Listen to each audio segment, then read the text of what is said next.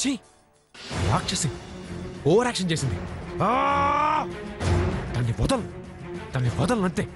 చూపిస్తా చైతు అంటే ఇలారా, వాళ్ళిద్దరిని బట్టలు ఉతకమని చెప్పి నువ్వు వెళ్ళి వంట సంగతి చూడు. వంట ఎందుకు అత్తయ్య?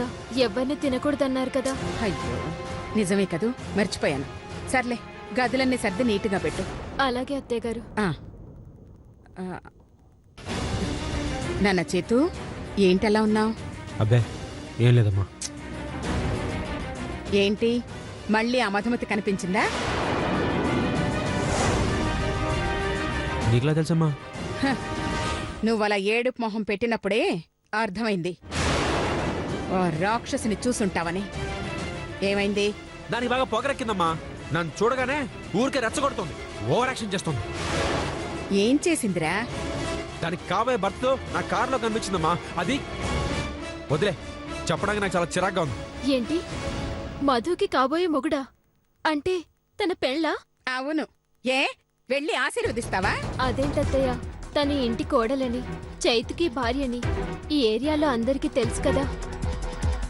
రేపు తన కాబోయే భర్తకి ఈ విషయం తెలిస్తే ఎంతో ప్రమాదం కదా అత్తయ్య. అది ఇలాగా పరువు మర్యాద గౌరవం గురించి ఆలోచించే వాళ్ళకు వదినా, దానిలాంటి కంచు కాంతమ్మళ్ళకి కాదు. అమ్మా, అది కట్టుకోబోయేవాడికి జరిగిన డ్రామా అంతా ముందే చెప్పేసిందట. అదిగాక అది మన ఇంటికొచ్చి దాని పెళ్లి శుభలాకి ఇవ్వబోతోందట. పైపెచ్చు రాజేశ్వరి ఇంట్లో పెళ్లి చేసుకుంటున్నానని ఊపుకుంటూ మరీ చెప్పింది. కారులో ఉందన్నా ఈ విషయాలను ఎప్పుడు చెప్పిందిరా? అది మొన్నే చెప్పిందమ్మా. మళ్ళీ నువ్వు టెన్షన్ పడతావని నేను నీతో ఆ మ్యాటర్ చెప్పలేదు. ఇప్పుడు వదిన తగ్గ సింపతి చూపించేస్తుంటే దాని బుద్ధి ఏంటో చెప్పాను. పిచ్చిది, కట్టుకోబోయేవాడితో కలిసి కారులో కూర్చోగలదే తప్ప పీటల మీద కూర్చోలేదని దానికి తెలీదు కదా. కాబోయే మొగుడుతో కలిసి నీకు కటింగ్ ఇవ్వచ్చేమో గాని మనం కట్ చేయబోతున్న ఆ పెళ్లిని జరిపించలేదు కదా. నిన్ను చూసి ఎగతాళిగా నవ్విన ఆ నవ్వులన్నీ రేపు దాని పెళ్లి ఆగిపోయి ఏడుస్తుంటే దాని ఏడుపు చూసి మనం పొట్ట చెక్కలయ్యేలా నవ్వుతుంటే అప్పుడు అర్థమవుతుంది. చిన్న నవ్వు దాని జీవితాన్ని నాశనం చేసిందని. అంటే మీరు మధు పెళ్లి ఆపిస్తారా అత్తయ్య? అటు సూర్యుడిటు పొడిచినా ఆపి తీరుతాం.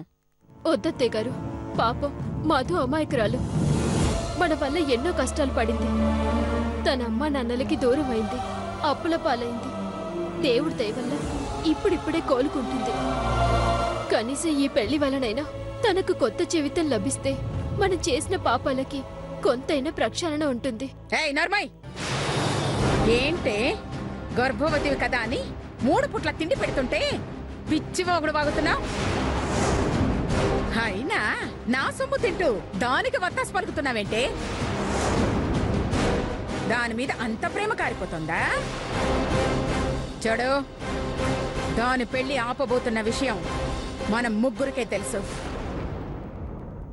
కాదని 4వ వాళ్లకు తెలిసిందో నీకేం కాదమ్మా, ఇదిగో నీ బిడ్డకే చేటు. అది దృష్టిలో పెట్టుకో. చేతు, అమ్మా, ఇదే దానికి ఆఖరి నవ్వు కావాలి. దాని అంతు చూసే మార్గం ఆలోచించు. ఇంకా చూడమ్మా, దాన్ని ఒక ఆట ఆడుకుంటాను.